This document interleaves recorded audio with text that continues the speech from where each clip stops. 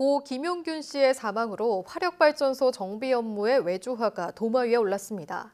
그런데 이런 외주화는 화력발전소만의 문제가 아닙니다. 원자력발전소도 정비 업무를 민간업체에 맡기면서 경쟁 입찰을 벌일 때마다 어처구니 없는 인력 빼가기 경쟁이 벌어지고 안전은 뒷전으로 밀리고 있습니다. 이정미 기자가 실태를 단독 보도합니다. 한울원전 5, 6호기입니다. 최근 6개월 사이 발전소에서 계측 제어 설비를 정비하는 외주업체 직원 18명이 그만뒀습니다. 전체의 3분의 1에 달합니다. 3년마다 새로 외주업체를 선정하는데 입찰 시기가 다시 돌아오자 경쟁 업체에서 인력을 빼간 겁니다. 경쟁 업체에서 스카우트 제의가 들어오는 거죠. 스카우트 제의로 한두 명이 가게 되면은 나머지들은 자연스럽게 따라가는 겁니다.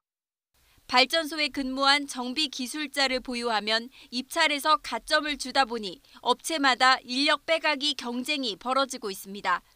직원 입장에서도 입찰 가능성이 높은 업체를 찾아 눈치를 볼 수밖에 없습니다. 특급 고급 인력들이 이동한다는 얘기는 정보를 더 가진 사람들이 이동한다는 얘기하고 똑같거든. 그럼 이제 그 밑에 있는 직원들은 그 정보에 휩쓸릴 수밖에 없는 거죠. 이직 사태 이후 대체 인력 18명이 투입됐지만 7명은 정비를 해본 적이 없는 신입. 정비 공백 우려가 나옵니다. 특히 한울 6호기는 이달부터 내년 3월 말까지 계획 예방 정비 기간으로 발전을 멈추고 파견 인력까지 받아 집중 정비하는 기간입니다. 중요 설비는 한수원이 직접 정비를 수행하고 외주업체에서 수행한 설비는 한수원 감독이 정비 결과를 확인하며 안전에 최선을 다할 것입니다. 인력 빼가기로 벌어지는 업무 공백 사태는 한울원전만의 문제는 아닙니다.